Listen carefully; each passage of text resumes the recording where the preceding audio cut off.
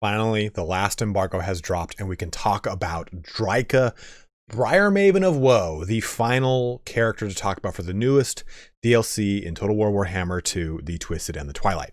Now today we're going to do a spoiler-free "Is this right for you" style campaign video that we've been doing previously the last 2 days. This is your first time watching. Essentially what we're going to do is go through the campaign on turn 1, again spoiler free. This is not a guide. It's just simply to give you an overview of the campaign to decide if this is the one that you want to play when the Twisted and the Twilight comes out on December 3rd.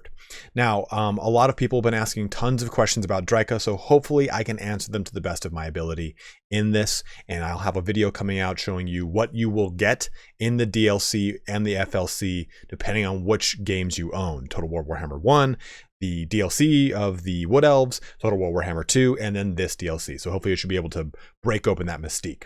If you have not yet purchased the DLC though, you can use my Nexus storefront link in the description and the pinned comment. This will send you directly to Nexus to purchase the game, and it will they have a partnership with Creative Assembly, in which case they get the keys directly from them, and you get a Steam key that you can just place into Steam to get going, and it's a great way to support the channel.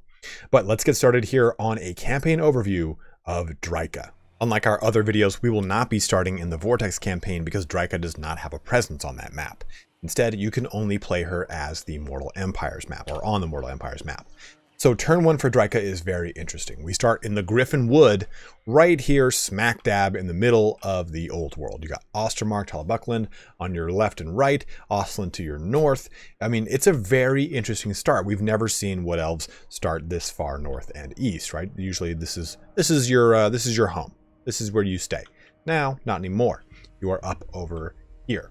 So the objectives for this campaign are different than any other Wood Elf campaign out there. Even Durthu starts with the Oak of Ages. You don't have that. You have got your long campaign victory to win the following battle, the defense of the Oak. You also have it this one right here. So things are different for you, right? You're not starting with the Oak of Ages like you have to basically take it over. This is very loreful and very representative of the story of Drycha. Remember, she is a renegade from the Wood Elves in the way that the other Wood Elf lords are clearly not.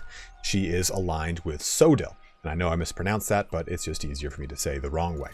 Now, for every other Wood Elf character, we've taken a look at the deep roots, right? This is the same for pretty much everyone. They have got their magical forest here where they can then do their ritual of rebirth. And that will allow them, here's your special ritual place here, the Overgrown Temple of Aerith Kial.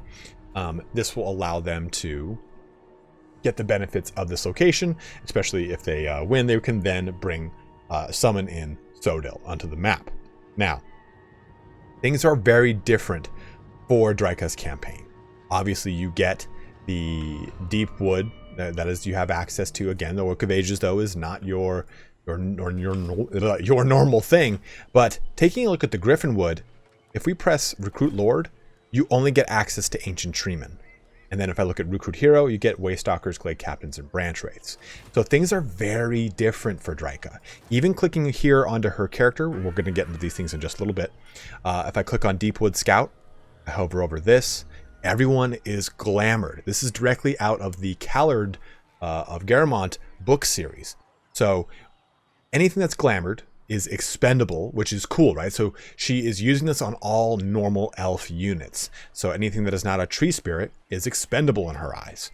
They get a bonus to their leadership, but they get a reduction to their melee attack and their reload skill. And there's ways that you can tinker with this that we'll talk about in just a bit too.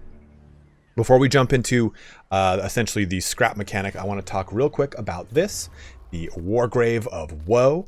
And look at her, just disgusting purple mittens here.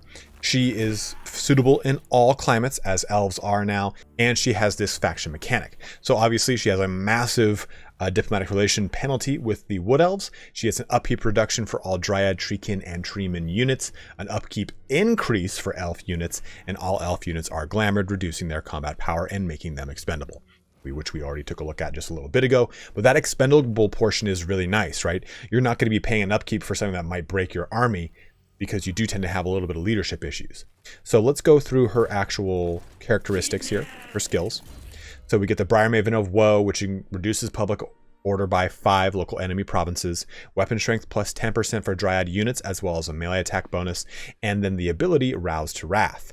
This one right here, which allows her to summon Dryads. We've already talked about this in our discussion of Drycha herself, but she does get her Fanatical Resolve in that the lower her health is, the more damage she does, increasing her melee attack and her base weapon damage. She herself has Frenzy and Immune to Psychology, so plenty of fun goodies there. She also gets her own special office, which we'll talk about in just a little bit. Now, she gets ever-reaching tendrils and all these cool things here for her blue line. Everything to be expected as you would expect it. Home amongst the bows. Now, same thing here with the red line. Nothing new for the most part that I can see or have noticed. And the same thing here. Now, she does have not a Branch Wraith spell kit. She has simply the Lore of Shadows. You'll be progressing through that as you see fit. And then you get your yellow line here for your melee abilities, because she is considered a hybrid lord.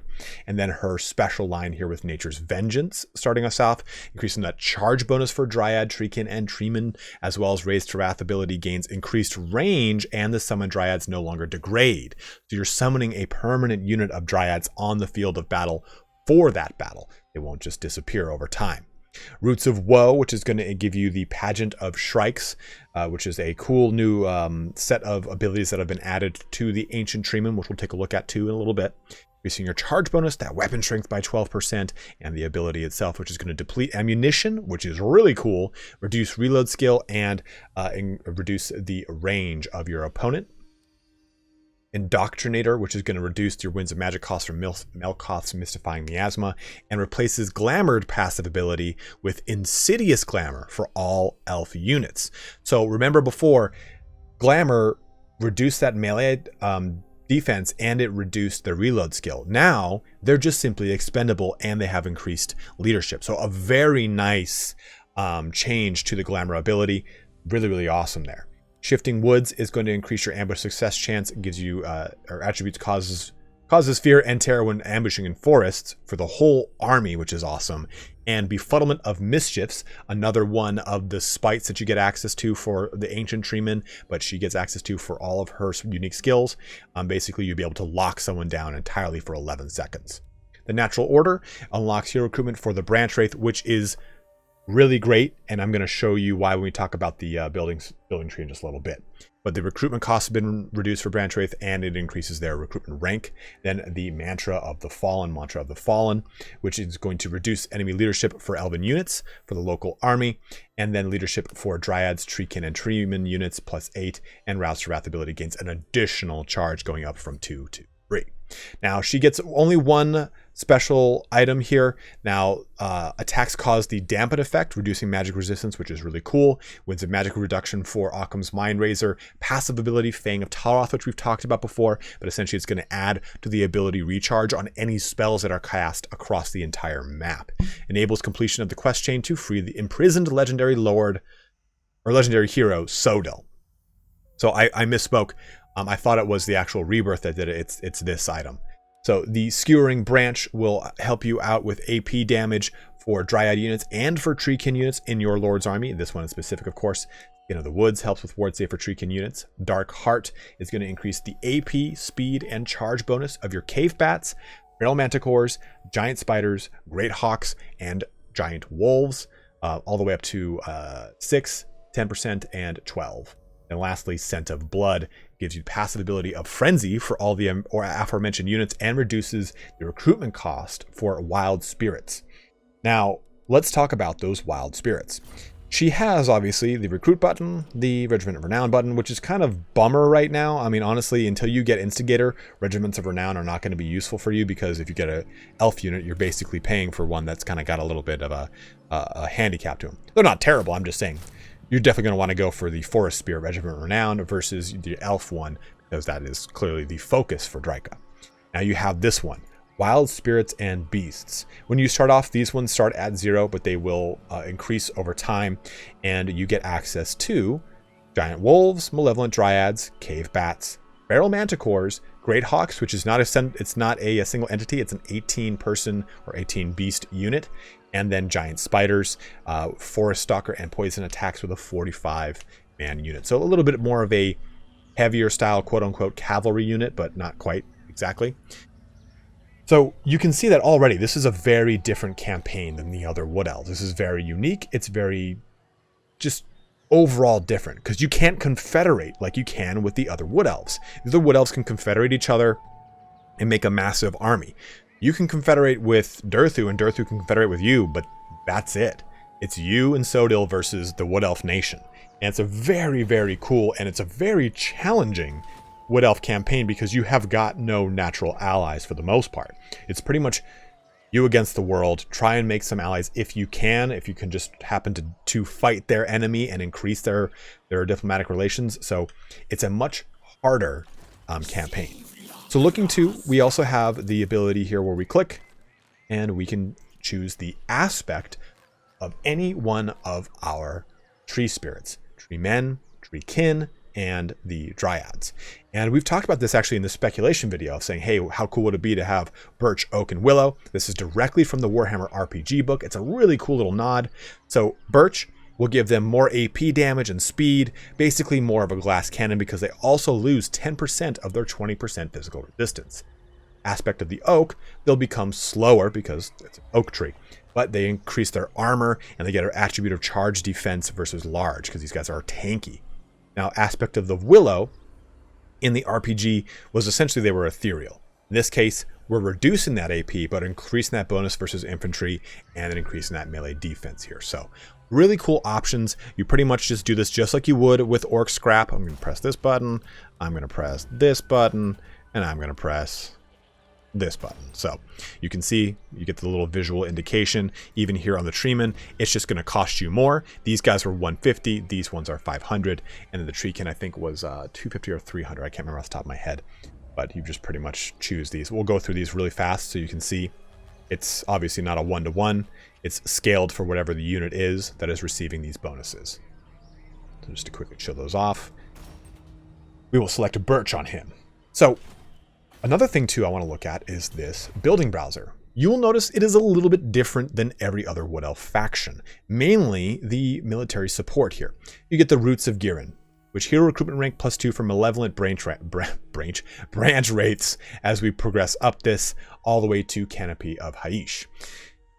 This does not allow you to recruit spell singers, so you cannot put them in your army, period. You can't even have them glamoured.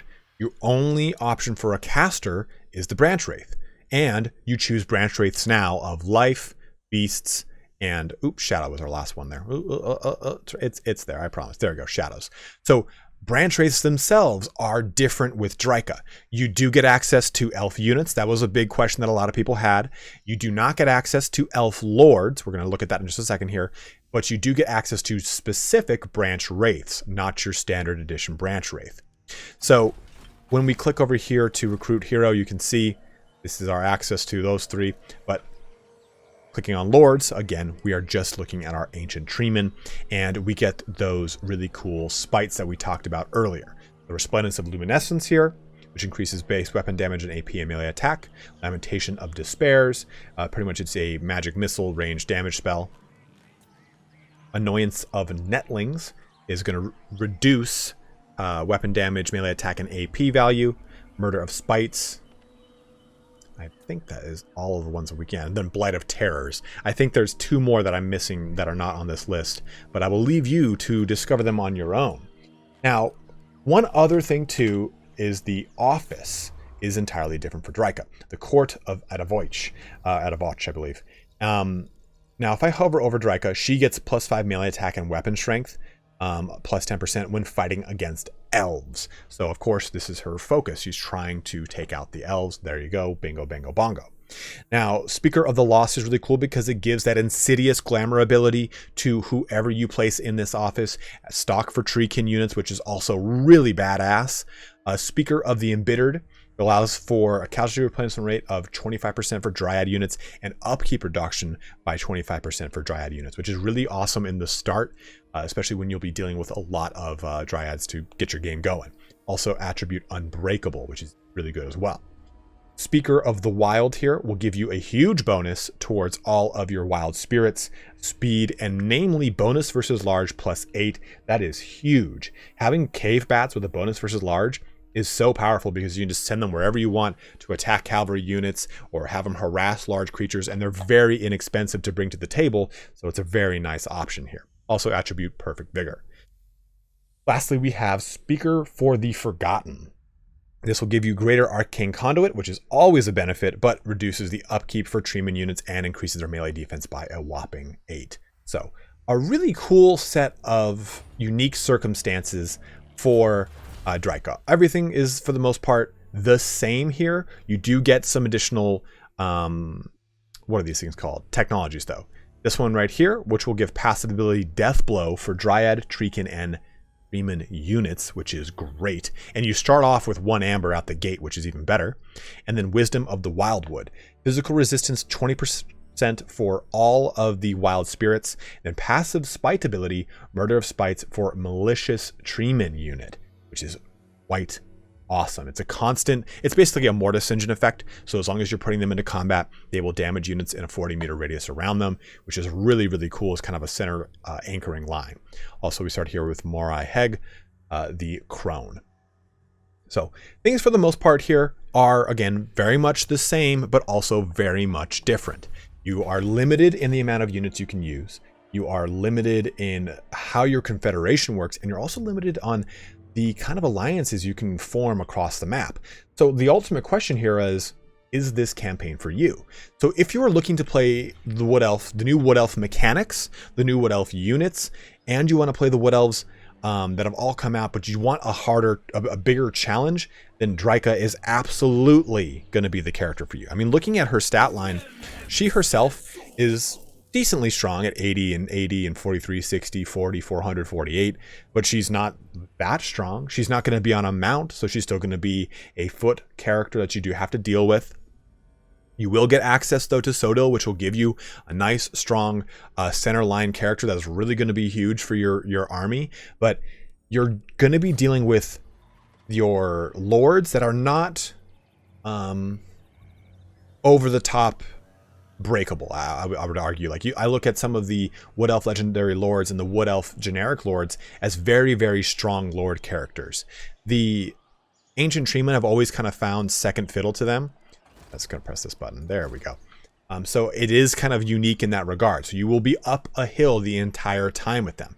The kind of cool thing here, though, is those wild spirits are recruitable across the entire map, from what I understand.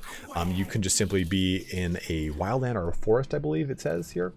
Go to how to play. We'll go to the very bottom here, and we'll go to wild spirits. Whenever Drycha goes, the enchanted flora and fauna of the forest flocks to her side. This allows her to swiftly recruit special forest units and wild beasts in limited quantities via the wild spirits and beasts button. So it's kind of like a new global recruitment button, but it's not usable everywhere from what I've tested and seen. So I think Drycha is going to be a lot of fun for a lot of people. And I think this has kind of been a repeating motif for the FLC characters. Almost all of the free characters that we've had in the past 2 or 3 Lord packs have been amazing. We have Drycha, we have Imric, and we have Réponse de Léonesse. Those are 3 amazing characters. So I think that this is going to be a very fun one. Keep in mind, too, that you are going to deal with a lot of custom skins for existing models, so some people might not be too crazy about that, but I think it's really awesome here that you have a whole bunch of different stuff going on for Drycha that is entirely unique to her, that no other Wood Elf campaign is going to play like. Not even Durthu is going to play quite like Drycha will, and Durthu is kind of your tree spirit cheerleader up until we get Drycha. So if you want to play a forest spirit, all odds are stacked against you Wood Elf campaign, then Drycha is definitely going to be the one for you. This is a Mortal Empire, so you won't have a chance to play her in Vortex with a certain set of specific criteria or objectives. You just simply have your objectives here and your chapters that you can push through to establish what you need to, but your ultimate victory is going to be the defense of the Oak. So hopefully you enjoy the FLC character Drycha, the Bear Maven of Woe. We will be streaming her on the channel in just a little bit, in which case I will be doing a giveaway for the Twisted and the Twilight. So please check into that, see if you can win a key. I have quite a few I can give away, and I might even do a couple giveaways for the Wood Elf DLC.